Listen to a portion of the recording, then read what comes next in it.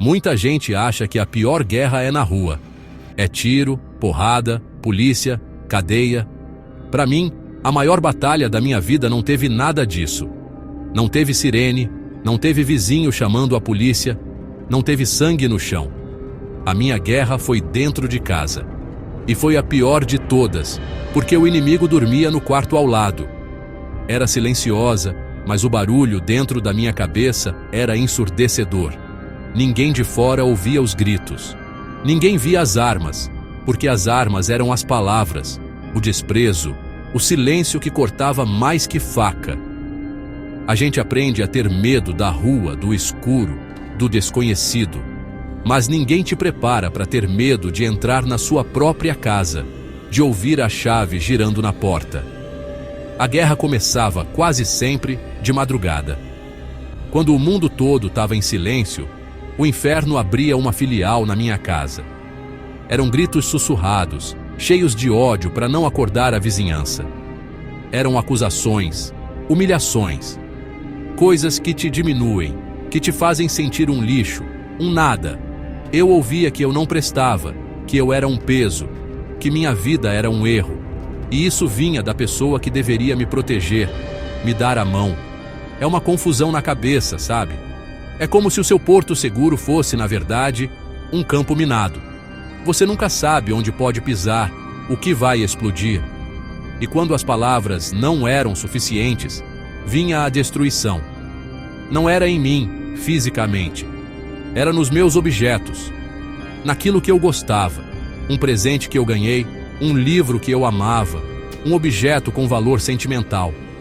Tudo era alvo. Era uma forma de mostrar poder, de dizer: eu controlo tudo aqui, inclusive o que te faz feliz.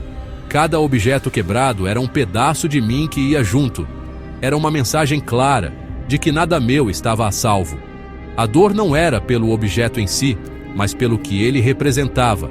Era a destruição da minha identidade, do meu pequeno espaço no mundo, dentro daquela casa que já não era um lar.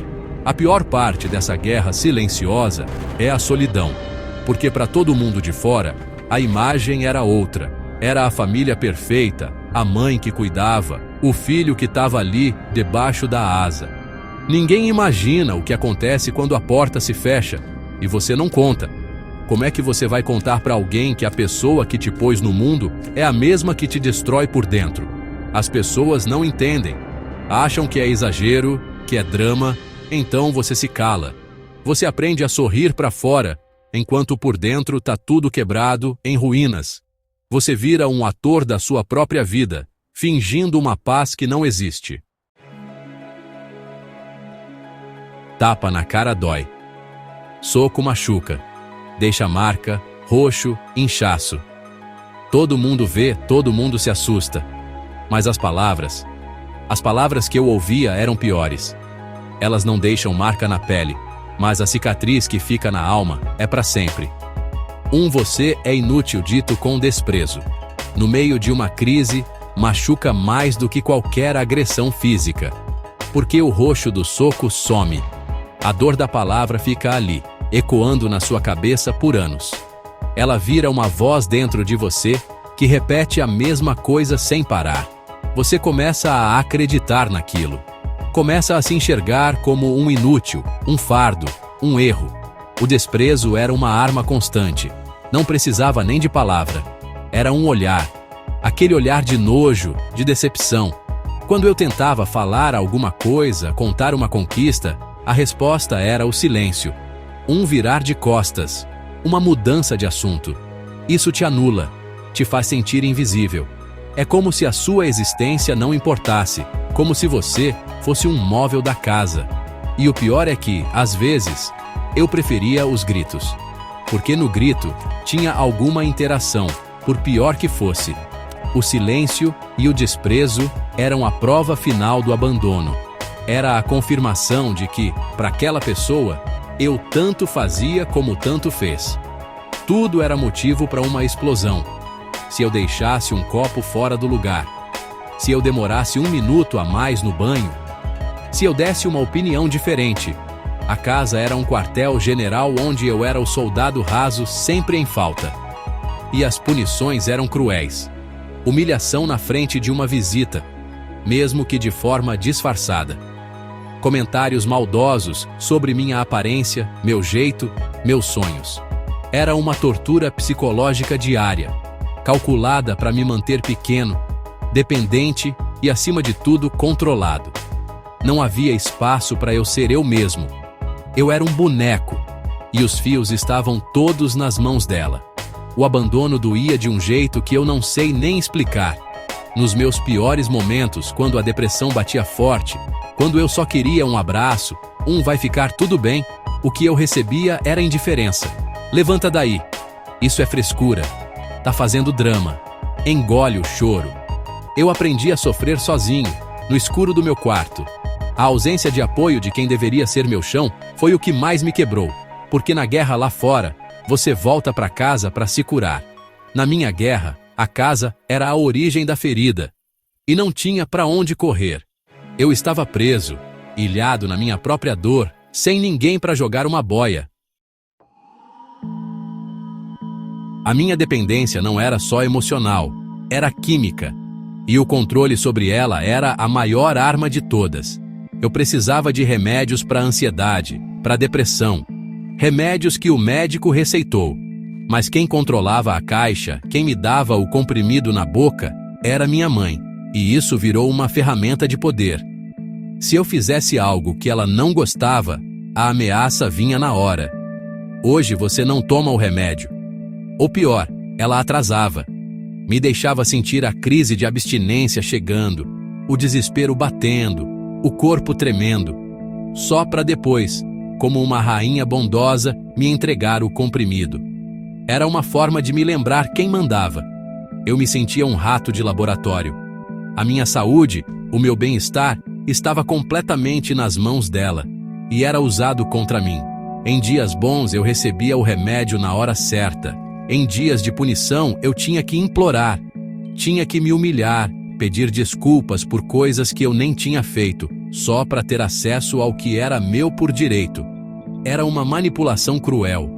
Ela me fazia acreditar que sem ela, eu não sobreviveria, que ela era a minha salvadora, a única que cuidava de mim, enquanto, na verdade, ela era a carcereira que me mantinha doente e dependente. A doença era o cadeado e ela tinha a chave. A sensação era de ser um fantoche. Meu corpo não era meu, minha mente não era minha. Tudo dependia da vontade dela. Eu vivia com medo. Medo de desagradar e ficar sem o remédio. Medo da crise de ansiedade que viria se eu não tomasse. Medo de nunca mais conseguir sair daquele ciclo. O remédio que deveria me ajudar a ter uma vida normal virou a minha corrente, e ela sabia disso. Ela usava esse poder com maestria. Cada comprimido que ela me entregava vinha com um preço. Um preço de obediência, de submissão, de silêncio. Eu pagava todo dia, sem reclamar. O mais louco é que, por muito tempo, eu acreditei que aquilo era cuidado, que era preocupação. A manipulação é tão bem feita que você se sente culpado. Você pensa, ela só quer o meu bem, está cuidando para eu não tomar remédio demais. A gente demora para perceber que cuidado não vem com chantagem, que proteção não vem com humilhação. Demorei anos para entender que o que ela chamava de amor, na verdade, era controle, e que a minha doença era conveniente para ela. Me mantinha ali, frágil, precisando dela. A prisão não tinha grades de ferro, tinha a cor dos comprimidos que eu tomava. A virada não aconteceu de um dia para o outro. Foi um processo lento, doloroso. Começou com um pensamento pequeno, quase um sussurro na minha cabeça. Isso não tá certo. A ficha foi caindo aos poucos. A cada ameaça, a cada humilhação, a cada noite em claro esperando por um remédio, essa voz ficava mais alta. O ponto de virada, o estalo mesmo, foi num dia em que eu tive uma crise de pânico terrível, e como punição por alguma besteira, ela escondeu o remédio. Eu, no chão do banheiro, sem ar, achando que ia morrer, olhei para a porta fechada e entendi. Ali não tinha cuidado. Ali tinha crueldade. Naquele momento, O medo de morrer foi menor que a vontade de viver. Minha primeira atitude de rebeldia foi secreta. Eu comecei a guardar 1 ou 2 comprimidos de cada caixa que ela me dava. Fingia que tomava e escondia. Montei meu próprio estoque de emergência. Um pequeno tesouro de liberdade. Ter aqueles remédios guardados, num lugar só meu, foi a primeira vez em anos que eu senti que tinha algum controle sobre a minha própria vida. Era um ato pequeno, mas para mim foi gigantesco. Significava que na próxima crise, na próxima chantagem, eu não estaria mais refém. Eu tinha um plano de fuga, mesmo que fosse só químico. Foi o primeiro passo para retomar o poder sobre meu próprio corpo. Depois veio a independência emocional. Comecei a me blindar. As palavras que antes me destruíam, eu comecei a tratar como barulho, um ruído de fundo. Eu mentalizava: isso não é sobre mim, é sobre ela, a dor dela, a frustração dela. Foi um exercício diário de construir um muro em volta do meu coração. Doía, claro que doía. Mas eu repetia para mim mesmo que eu não era aquilo que ela dizia. Comecei a buscar validação em outros lugares, em amigos, na terapia que comecei a fazer escondido. Eu precisava ouvir de outras bocas que eu tinha valor, que eu não era um erro. E aos poucos, eu comecei a acreditar. A decisão final de romper o ciclo foi a mais difícil. Significava sair de casa. Significava cortar o cordão umbilical podre que nos unia. Significava encarar o mundo sozinho, sem a proteção que, mesmo tóxica, era tudo que eu conhecia. As ameaças ficaram piores. Você não vai sobreviver um dia sem mim. Você vai morrer na rua. Mas a essa altura, a minha vontade de ser dono de mim era maior que o medo. Juntei meu pouco dinheiro, minhas poucas coisas, meu estoque secreto de remédios e saí. Não teve briga, não teve gritaria. Eu saí em silêncio. O mesmo silêncio que marcou a minha guerra. Mas dessa vez, o silêncio era meu. Era a minha vitória.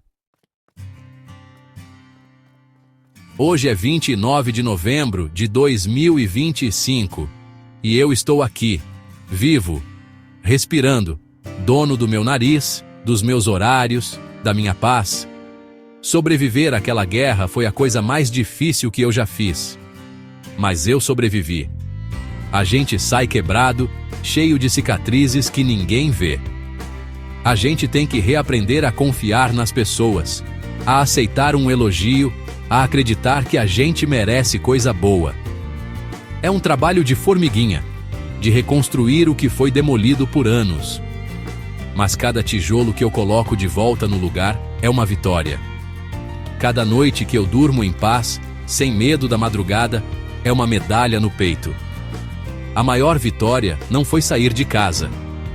Foi assumir o controle da minha própria vida e da minha saúde. Hoje, sou eu quem vai ao médico. Sou eu quem compra meus remédios. Sou eu quem decide a hora de tomar. Parece uma coisa boba para a maioria das pessoas. Mas para mim, ter essa autonomia é tudo.